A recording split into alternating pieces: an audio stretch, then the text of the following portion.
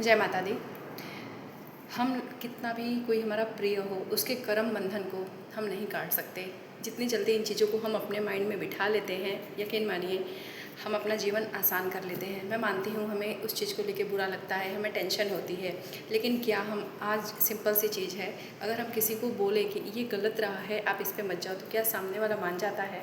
नहीं मानता है ना।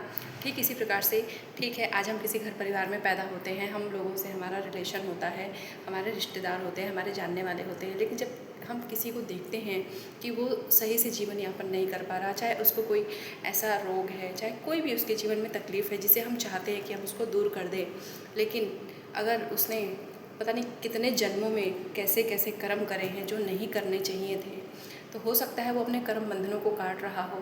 लेकिन हाँ, एक चीज़ हो सकती है कि अगर सामने वाला सही राह पे चले, वो कुछ कोशिश करे, कुछ निस्वार्थ कर्म करे, कुछ दान पुण्य करे, तो हो सकता है उसके कुछ कर्म बंधन कट सकते हैं, ये पॉसिबल है। लेकिन हम सामने वाले को देख देख के हम खुद घुटते रहें, हम अपने कर्मों को छोड़ दें, ये कहाँ की समझदारी है। फिर हम भी तो एक नया कर्म बंधन क्रिएट कर रहे हैं। इन चीज़ों से हमें यही सीख मिलती है कि हम किसी का कर्मा नहीं काट सकते हैं, हम सामने वालों को सही गाइडेंस दे सकते हैं। अगर सामने वाले अपने कर्मों को सुधारना चाहें तो सारा खेल कर्मों का ही चल रहा है इस संसार में।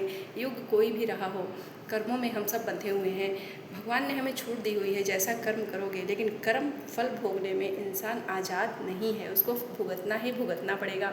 ऐसा क्या होता है कि एक छोटा सा बच्चा जब माँ के गर्भ में आता है, और बहुत भाग्य वाले वो नसीब वाले बच्चे होते हैं जो जब गर्भ में आए हैं और वो नॉर्मल तरीके से उनका जन्म भी होता है और वो सर्वाइव करते हैं और वो अपनी जीवन यात्रा को अच्छे से पूरा करके फिर इस संसार से विदाई लेते हैं।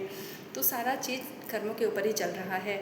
इसलिए कि छोटा सा बच्चा, उसने ऐसा कौन सा पाप कर दिया, लेकिन उस बच्चे ने ऐसा, आज वो बच्चे के रूप में है, लेकिन उस आत्मा ने कौन से जन्म में ऐसा कौन सा अपराध किया होगा, अपने स्वार्थ के वश में होकर ऐसा कौन सा कार्य किया होगा जिससे कि उसको आज भगवान ऐसे ऐसे, मान लीजिए बच्चा पैदा होता है, उसको कोई ऐसी बीमारी दे देते हैं जो हमसे देखी भी नहीं जाती है, उसके बॉडी के किसी अंग में कुछ ऐसे भयंकर बीमारी होती है, देख के हमारा दिल पसीज जाता है, नहीं अच्छा लगता है, मन बहुत दुखी होता है।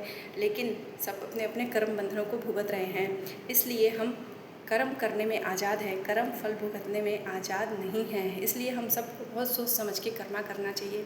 आज के क्षणिक सुखों के लिए, छोटे से सुखों के लिए हमें अपने लंबे चौड़े जीवन को, अपने जन्मों को ख़राब नहीं कर लेना चाहिए, जो कि अधिकतर लोग ये गलती करते हैं। क्योंकि तुरंत का रिजल्ट नहीं दिख रहा तो लोग सोचते हैं कि बस हम आज़ाद हैं, हम मनमानी करने के लिए हम लोग फ्री हैं। लेकिन जब रिजल्ट आता है ना, जब भगवान चारों तरफ से उसके कर्म बंधनों में उसको जकड़ना शुरू करते हैं, पकड़ना शुरू करते हैं, तो उसको बचाने वाला फिर दूर दूर तक कोई नज़र नहीं आता। क्योंकि हम सब लोग भगवान के हाथ की कठपुतली हैं।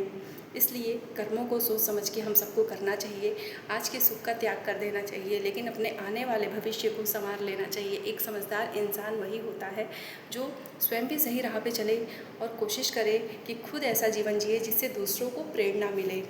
तो इसलिए कभी भी कोई भी है अगर हमारे आसपास में, मैं मानती हूँ हमें तकलीफ़ होती है, लेकिन सामने वाला अगर चाहे कुछ अच्छे कार्य करके वो अपने कर्म बंधनों को जल्दी से जल्दी छुटकारा पा सकता है। लेकिन अगर कोई चाहता ही नहीं है तो हम देख देख के हम घुटते रहें और हम खुद के अपने जो हमें जीवन की जिम्मेदारियां मिली हुई हैं उनसे हम मुँह मोड़ लें, ये भी तो ना समझी है। जीवन का सत्य यही है, कड़वा है, कहते हैं दवाई कड़वी होती है लेकिन वही फ़ायदेमंद होती है। तो हर कोई कितना भी सगा हो, कोई किसी का कर्म नहीं भोग सकता, इंसान को स्वयं ही भुगतना पड़ता है। इसलिए बहुत सोच समझ कर कर्मा करें। जय माता दी। Thank you.